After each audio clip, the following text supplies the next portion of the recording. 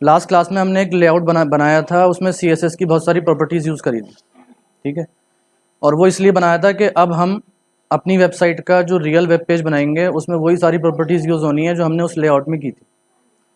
और कई सारी तो सिंपल प्रॉपर्टीज़ थी जिनको यूज़ करना आपके लिए दिक्कत नहीं होगी, जैसे बैकग्राउंड कलर है, पैडिंग है, ये सब चीज़ें। जो थोड़ी सी टिपिकल और कॉम्प्लेक्स चीज़ें थी कि जिससे हमारा लेआउट कभी बिगड़ जाता है या डीबगिंग में प्रॉब्लम होती है, उस पर मैंने जोर दिया था आपको कि उस पर फॉर एग्जांपल ओवरफ्लो की प्रॉपर्टी है, फ्लोटिंग की प्रॉपर्टी है, मार्जिन की बात की थी, वो सारी चीज़ें। तो उन सब चीज़ों में किसी को कोई कन्फ्यूज़न तो नहीं है, सबको अब प्रैक्टिस करने के बाद याद हो गया। तो अभी मैंने आपको जो पेज दिया है ये समझ लीजिए, ये हमारा होम पेज है।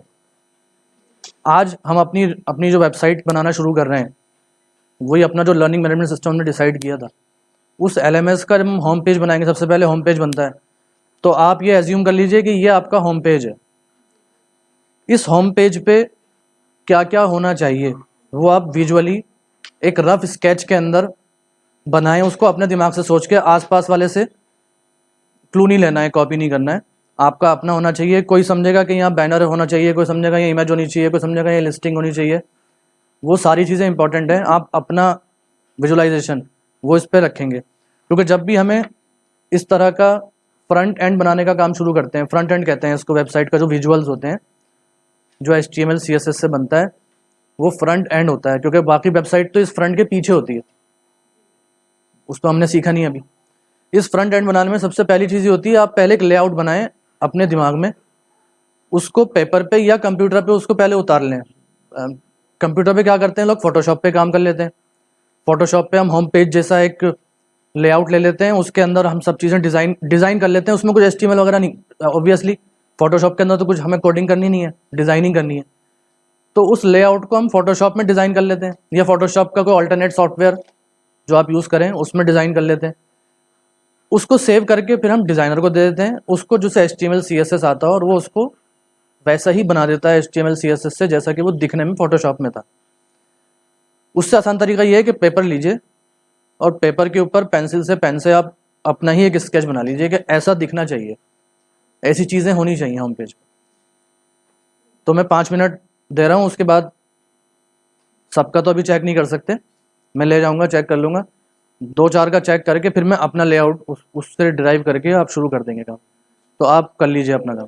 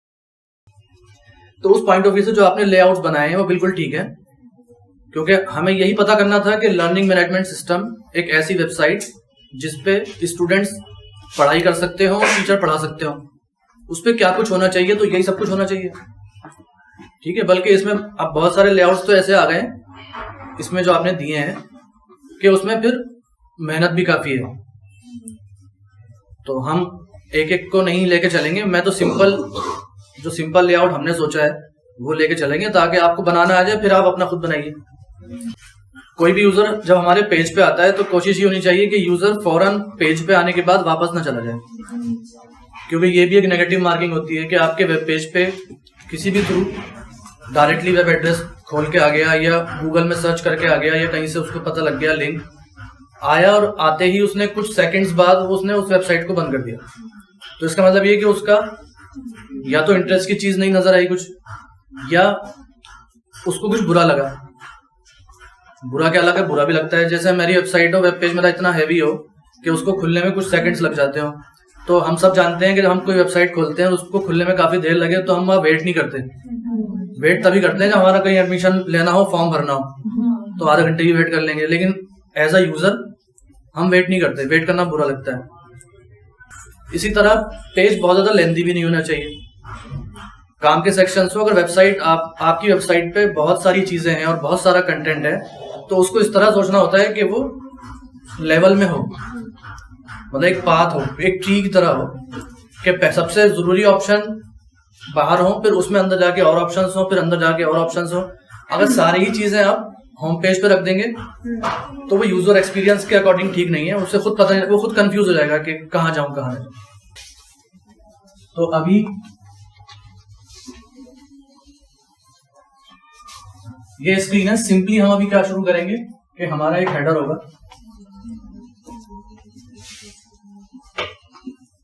उस हेडर में लोगो होगा और यहाँ हमारा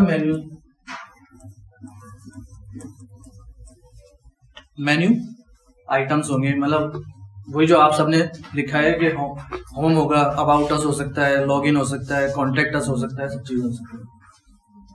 एक फुटर होगा।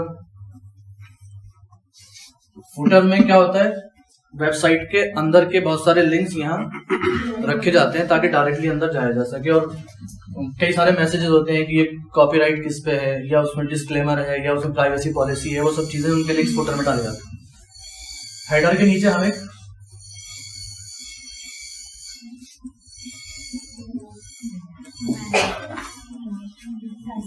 बैनर इमेज अपने एरिया ऑफ इंटरेस्ट यानी एजुकेशन से रिलेटेड एक इमेज लेंगे, उसको बैनर के तौर पर डालेंगे और उस पर फिर हम एक मैसेज